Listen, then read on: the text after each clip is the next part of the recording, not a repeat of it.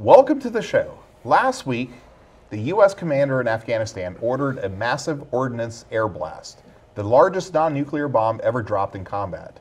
The bombing was intended to wipe out members of ISIS near the Pakistani border and did not require the approval of the president. Tom, do you think operations like this should be carried out without the blessing of the president?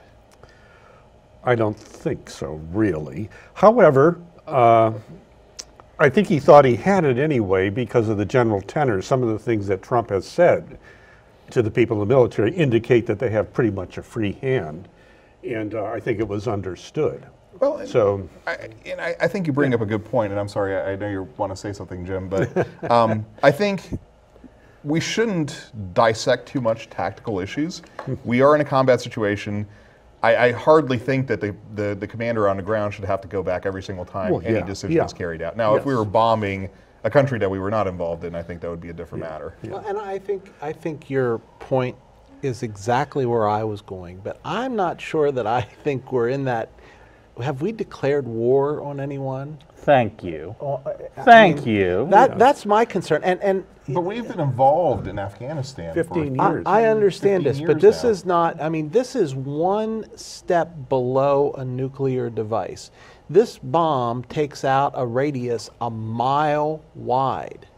And you gotta think, you know, because if this commander does this, and then all of a sudden there are civilian casualties or other unexpected or unintended consequences, it's not going to be the commander's toe that hurts. It's going to be the president's. Well, yeah. I think if I were Trump, I would have liked to know in advance that this might happen. And I'm not sure that he did. I'm not sure that he did. Yeah, I'm not sure. But either, I think there's a little bit of background that needs to be provided. Yeah. So first of all, Afghan and American troops had been trying to clear out this area for several months.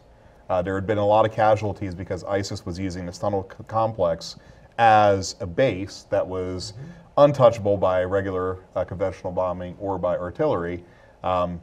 And there were no civilian casualties, and it did a pretty good job of wiping out 300 some odd ISIS fighters. That's a good thing. However, so it worked. It worked as intended, but it could have just as easily worked as not intended. yeah, but the interesting thing is here, we're helping the Taliban also at the same time.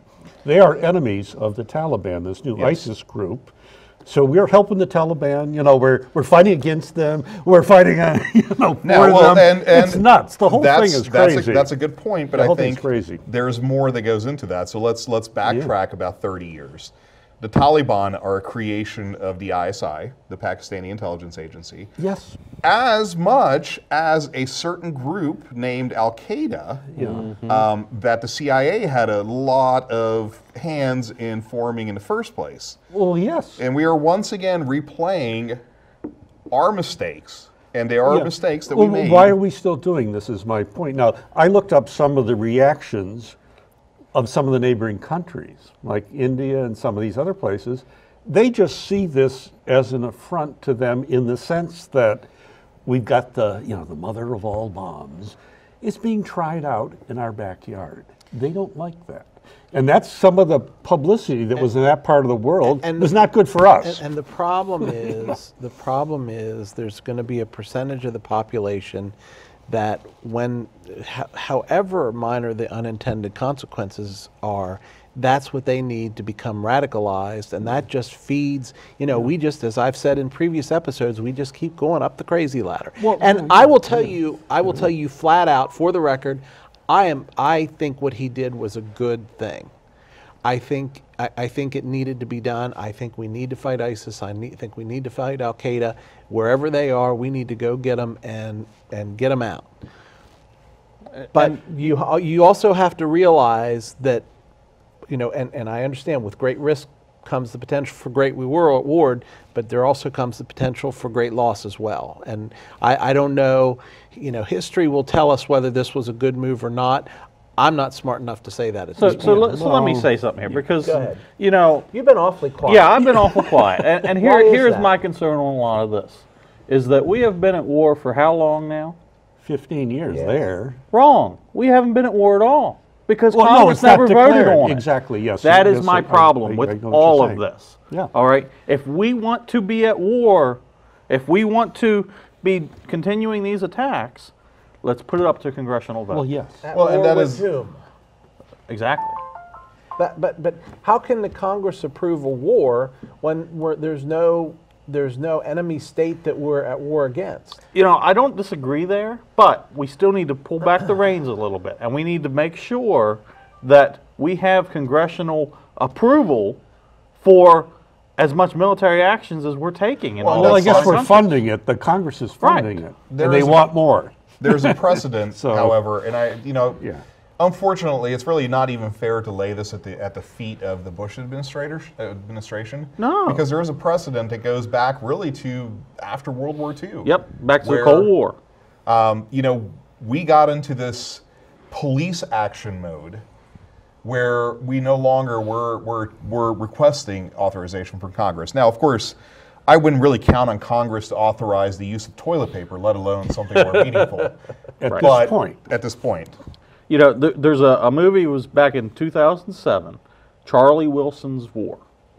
All right? Which if you focused. have not seen it, See it. watch it. Yeah. It is very It is very good on giving you the background Now, and on how we got to where the we are best point today. of that movie is we got to that point because we made a lot of promises in defeating the Soviet Union and pushing them out of Afghanistan that as soon as the Soviets pulled out, we completely forgot about it. Exactly. And that was a political failure, and that ultimately, at least in that area of the world, meaning the area east of Iran, so in Pakistan, Afghanistan, that region, that's what got us into the quandary that we're in right now. And that's where Al-Qaeda came from, incidentally. But the interesting thing of all of this, with Trump's America First stuff and everything, I mean, he's interventionist to the max now, it seems, on all different fronts here. He is whatever seems to be very... the latest thing. I don't understand thing, it. or Yeah. the best distraction at a particular point in time, Well, because there is some very nasty stuff that seems to be floating around that this is taking the attention off of. Well, yes. It is. Here's the other thing that I think Trump is bringing to the forefront. We've always talked in the United States and around the world at some level with our allies about a proportional response. Yeah. And I think that when there's limited loss of, or limited possibility for civilian casualty, I think you're going to see Donald Trump using the disproportional response. I think he's going to, where he has a chance to ruin assets and not kill people, I think he's going to do that. What was it, 59 missiles into an airfield? Well, that was absurd. Okay. I mean, the that mother was of all ridiculous. bombs. Mother of all bombs. Ridiculous or not, it was huge. It was huge. But I mean, what did it accomplish? Virtually nothing. The Syrian planes were back at it. You know what?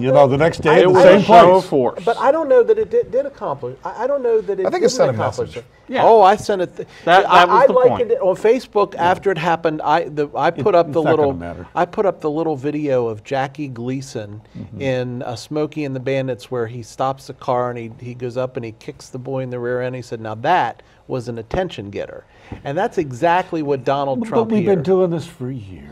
No, we haven't been doing that. Well, yeah, for the we've last 8 done- years, Not the we've done past 8 nothing. years, no. We've been drawn doing it in lines. Afghanistan for 15 We've years. drawn lines in and the where are sand. we today?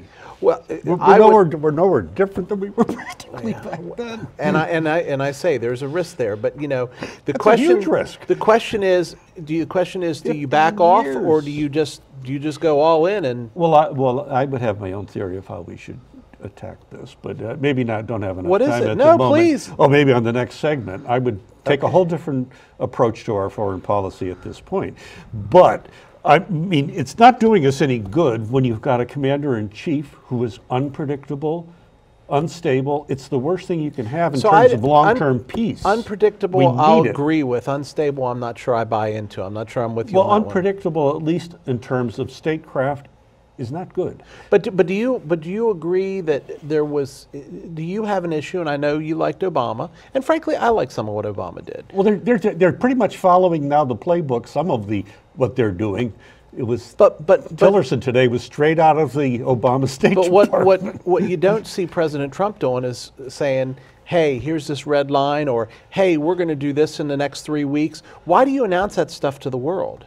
I can remember at least half a dozen press conferences where he's standing at the podium talking about what military response he's going to take, and I'm like, come on.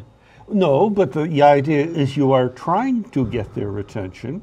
Well, And this, so far to me, I do not see that there's the result they were looking for the missiles, or even from this thing. I'd say dropping the mother of all bombs definitely gets their attention. It gets their attention, but is it going to change anything? I don't think don't so. know. Well, and you know, I think that we had a real issue that we're not going to cover in this segment because I think that's going to be the end of that. Well, we got the next segment. We do coming. have the Similar. next segment up, which is similar. So up next, our panel takes a closer look at North Korea. We're back in 3 minutes.